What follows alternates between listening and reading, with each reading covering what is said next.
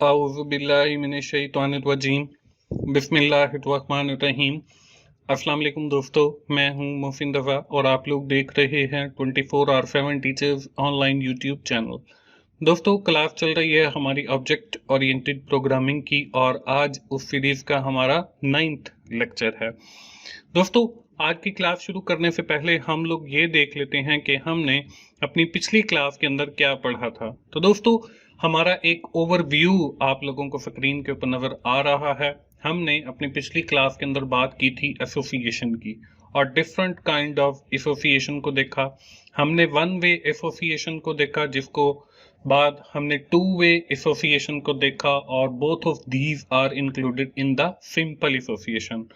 उसके बाद मैंने आपको बताया था कि हम लोग आइंदा आने वाली क्लास के अंदर इंशाल्लाह कंपोजिशन और एग्रीगेशन की बात करेंगे। तो दोस्तों, आज की हमारी क्लास का जो टॉपिक है वो है एग्रीगेशन एंड कंपोजिशन। हम देखेंगे फर्स्ट ऑफ ऑल कि कंपोजिशन क्या होती है और ऊप के अंदर यानी ऑब्जेक्ट ओरिएंटेड प्रोग्रामिंग के अंदर इसके क्या बेनिफिट्स हैं।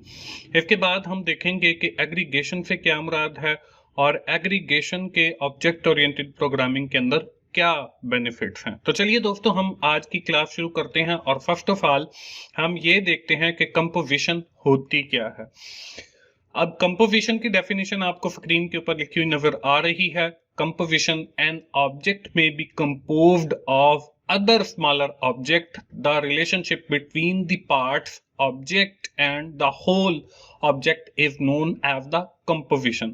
कि हमारे पास जब भी कोई ऑब्जेक्ट होता है वो डिफरेंट जो स्मॉलर ऑब्जेक्ट हैं उनसे मिलकर बनता है और हमारे पास जो डिफरेंट पार्ट्स हैं जिनकी मदद से जो है ऑब्जेक्ट क्रिएट होता है, इसको हम जो है वो स्मॉलर पार्ट ऑफ ऑब्जेक्ट कहते हैं। इसके बाद हमारे पास जो होल बनेगा इसको जो है हम कंपोजिशन कहेंगे। अब इसकी अगर हम सिंपल अल्फाज के अंदर मैं कहूं तो ये होगा कि हमारे पास जब किसी भी एक बड़ी शय को बनाने के लिए छोटे छोटे पार्ट जो है वो यूज किए जाएं टू क्रिएट एन ऑब्जेक्ट, तो इसको हम कंपोजिशन कहेंगे। Composition is represented by the line with a field diamond head. अब ये इसकी जो ग्राफिकल रिप्रेजेंटेशन है ये अब उसकी बात की जा रही है कि जब भी हम कंपोजिशन को रिप्रेजेंट करेंगे वो एक लाइन के जरिए करेंगे और उस लाइन के एक सिरे पर जो है वो फील्ड डायमंड हेड होगा। उसके बाद है towards the composer object composition is stronger relationship. और जो कंपोजिशन है इसका जो रिलेशनशिप होता है वो स्ट्रॉन्गर होता है as compare to the aggregation. अभी आज के क्लास में एग्रीगेशन भी पढ़ेंगे तो वहां पे जो है aggregation is a weaker relationship, इसका वीक रिलेशनशिप होता है एग्रीगेशन का। तो यहाँ पे कंपोजिशन की बात की जा रही है तो आपने ये याद रखना है और ये बहुत अहम क्वेश्चन या ऑब्जेक्टिव की सूरत में आपके पेपर में भी आ सकता है कि जी composition is fill in the blank relationship, तो आपने वहां पे स्ट्रॉन्गर रिलेशनशिप लिखना है। तो यहाँ पे देखें composition is stronger relationship because दो वजूहात की वजह से जो है इसका रिलेशनशिप स्ट्रॉन्ग होता है। वो कौन सी है? Composed object become a part of the composer, कि जो हमारे कंपोज्ड ऑब्जेक्ट्स होते हैं वो भी कंपोजर का यानी कंपोजिशन का हिस्सा बन जाते हैं।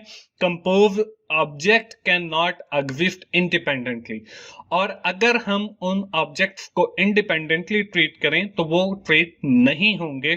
तो ये बेसिकली कंपोजिशन की स्ट्रॉन्गर रिलेशनशिप होने की वजह है।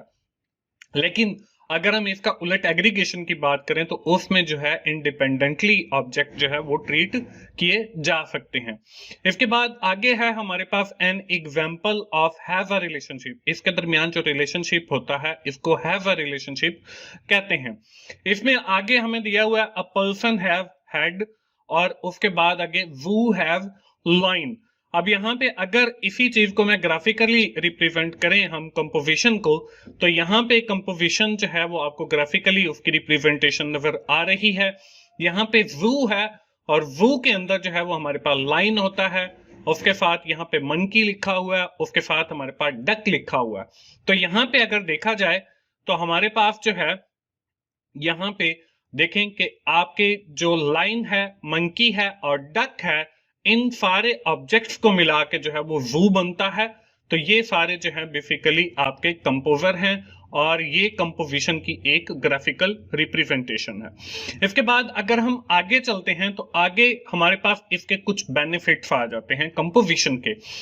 Given its broad use in the real world, it's no surprise that composition is also commonly used in carefully designed software component। इसको जो है हम जब सॉफ्टवेयर डेवलपमेंट की बात करते हैं तो वहां पे हम यूज करते हैं when we use the concept, जब हम इस कॉन्सेप्ट को यूज करते हैं तो इससे हमें ये जो है वो बेनिफिट हासिल होते हैं।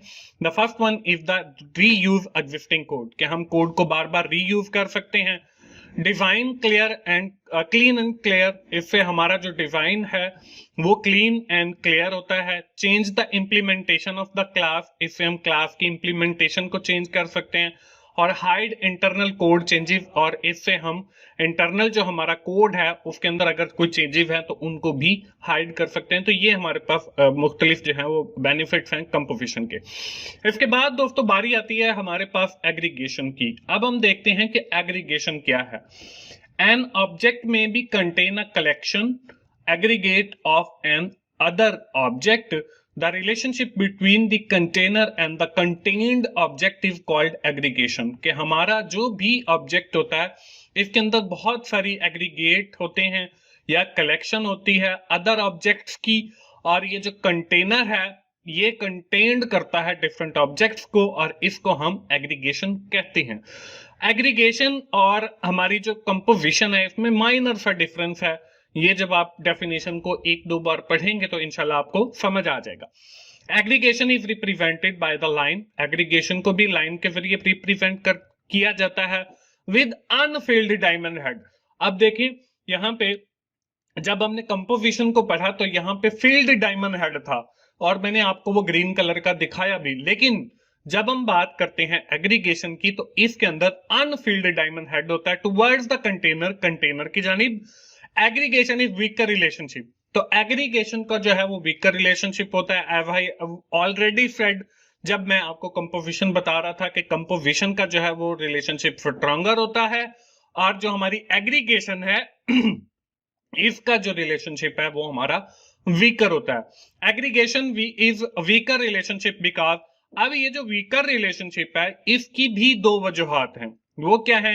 Aggregate object is not part of the container, कि हमारा जो एग्रीगेट ऑब्जेक्ट है वो जरूरी नहीं है कि हमारे कंटेनर का पार्ट हो।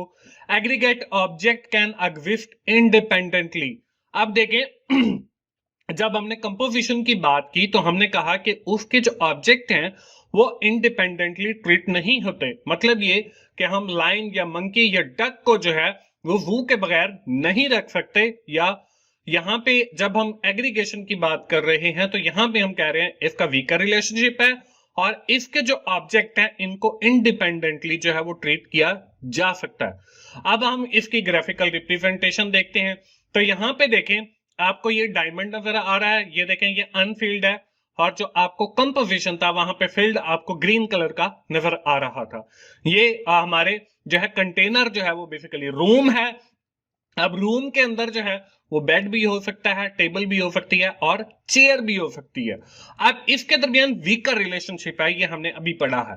अब ये वीकर क्यों है? हमने इसकी एक वजह तो ये पढ़ी कि हमारे जो ऑब्जेक्ट है वो कंटेनर का पार्ट नहीं है, ठीक है। लेकिन जब वू की हमने बात की तो बेसिकली वो जो सारे एनिमल थे वो उसका पार्ट थे।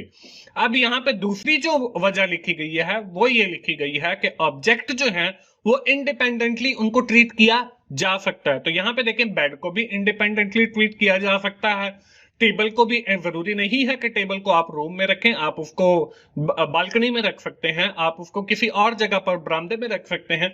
तो इसी तरह टेबल के साथ चेयर को भी वहां पे रखा जाए। तो बेड जो है वो भी इसी तरह इंडिपेंडेंटली ट्रीट किया जा सकता है लाइक टेबल एंड चेयर। तो ये है बेसिकली हमारी एग्रीगेशन। तो आपने ये याद रखना है कि कंपोजिशन के अंदर और एग्रीगेशन में जो है वो रिलेशनशिप क्या है, एक में स्ट्रॉन्गर है एक में वीकर है, और उसकी दो जो है वो समझ लें रैशनल या जो लॉजिक्स हैं उसको इंडिपेंडेंटली ट्रीट किया जाता है एग्रीगेशन के अंदर ऑब्जेक्ट्स को, और जो कंपोजिशन है उसके अंदर इंडिपेंडेंटली ट्रीट नहीं किया जाता।